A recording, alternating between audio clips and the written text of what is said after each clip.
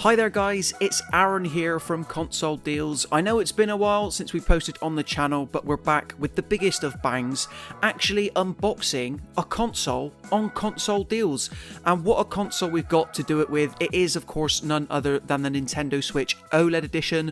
I'm just giving you a tour of the external box now, looking very light but very compactly packed. And then now that we've taken a tour of the box, hopefully you saw there on the back, it displays how you can play the console in all three methods. Again, tabletop, handheld, and of course docked. But this is what it looks like on the inside. Like I said, very tightly packed in there. Nothing's going to move around. So what we've got here is an OLED Switch with an improved screen, a slightly bigger screen going from 6.2 inches to 7 inches, and other improved features like the improved back stand, which I'm pointing to now. So more on that later when we actually dig into the meat of what we've got on offer. But for now, let's just take you on a tour of all the little bits and pieces as we typically do in this type of video. Now what you'll soon notice is that I struggle to work the cardboard here, rather jokingly. And like I said, Nintendo have done a pretty good job packing it in, so it's not going to slide about. But I did eventually unveil the guide booklet. So I'll give you a quick flick through. Don't know why it references the Nintendo Switch Lite on the front there, but I guess, you can compare sort of sizes and contrast if you like. So then on to the Joy-Con. Again, the Joy-Con haven't actually changed. They're still the same weight, size, and metric. They feel exactly the same, but for now at least, this is the only way you can get a pure white pair of Joy-Con. So that might sway you. And then next up, we're just going to take a look at all the wires that you get in there. So we've got the power adapter here. And it is quite a chunky boy, I will say. Once we get it out of the plastic here, I'll slide it out neatly when it wants to come out. And as you can see, the pack itself, it's got a big job there because this is the Switch with the improved battery life as well. So it's USB-C on the end as per, and then you also get provided a standard HDMI cable, which for some reason I'm going to show you just to be the completionist of all Nintendo Switch OLED unboxings, because why not? But we'll just pack that there for now. And then I almost forgot about this, but you do get a Joy-Con grip as well. I don't use this personally. I have stuck with the Pro Controller, but it is nice to have a spare just in case you want to play co-op on something. Okay, so left up now, we've got the Joy-Con straps, which I don't think I ever used outside of day one when I bought my original Switch, and they won't be coming out of the cellophane.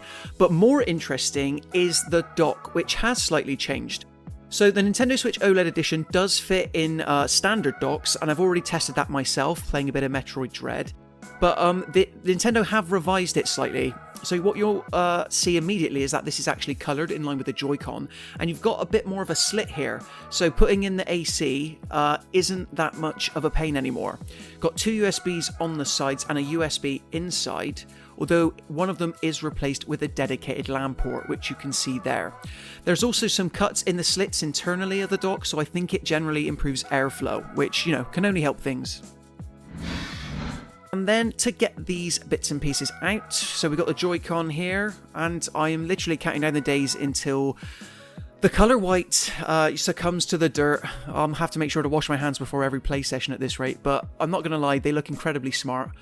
Obviously, I've got a PS5 as well, so I'm currently experiencing what a dirty white controller looks like after a couple months, but hopefully, fingers crossed, these will, I don't know what material they're made for, what type of plastic, but hopefully they will, fend off the dirt a little bit better. But now, as you can see, it looks really smart in the Joy-Con grip itself. And then moving on to the actual screen, let's pop these out to begin with. That's probably the only time I'll actually use that giant lump of plastic they call a Joy-Con grip, but fair play. Honestly, guys, treat yourself to a Pro Controller if you can, because it's one of the best controllers out there. So we've got the dock screen itself. So a couple of inches bigger, well, less than an inch really, but you really feel the difference. On the back, it's definitely a rougher texture, but to me it signifies quality. And then as you can see, you got the USB port on the bottom there. Fits in standard docks as well as the new dock, but the bevel is almost gone from the original, and there will be a console comparison between all three different models later on in this video, so you'll be able to see the real difference. But until then, let's get these Joy-Cons on. I mainly play in handheld. Those are the players that this console SKU is going to benefit the most. No real benefit when playing docked, but as you'd expect, that beautiful OLED screen with the vibrant colours, brighter visuals, it's going to play and look great. But what does it look like in the dock itself? Well, it looks a lot more exciting than the usual dock, which is just grey regardless of the colour you bought. So as you can see, very clean, very white. And then next up, we are gonna take a closer look at this thing. So we've got the Switch here. And here's what I'm going to do. I'm going to show you the improved kickstand, because before it was literally just like a single piece of plastic, and after a while mine stopped staying in, so I had to use a bit of sellotape. But as you can imagine here, you've got a lot more flexibility. It will look great when you're playing in tabletop mode, and you can actually adjust it now, so you can push it as far as you want, you can bring it in a little bit, whereas with the original model Switch you were pretty stuck with just one sort of setting to play in tabletop mode. But here you've got a bit more flexibility, which, you know, can only be a good thing, definitely. And then finally, guys, we're going to switch the thing on. You've been really patient with me up until now. But as mentioned, because this is, you know, an entirely new console SKU, we haven't done one since the Cyberpunk Xbox One X last year. I wanted to be thorough with all the different bits and pieces, because I know certain console deals viewers like seeing that. But no, this is my first time popping the game in. It also came out on October 8th, the same day as the console. And as you can see, much bigger screen, nice vibrant colours, but we're going to make it even brighter a little bit later on, because this is just on the standard brightness at the moment. But yeah, not too weighty either, I will say. So here we are, we're going to bring in the comparison with the standard model Switch. Yeah, so side by side, in terms of when the Joy-Con are on themselves, there's not too much of a difference. I'm thinking it's, you know, less than millimeters we're talking, guys. So you might not be able to tell the difference. What Nintendo have actually done is, which I've already mentioned, is reduce the bezel. So the black border between the actual screen and the Joy-Cons have been reduced substantially. So here we are. I promised you I'd show you the difference between brightness levels. They're both on the standard right now, but if you want to, hold down the home button, turn off that automatic brightness, and then just boost it up.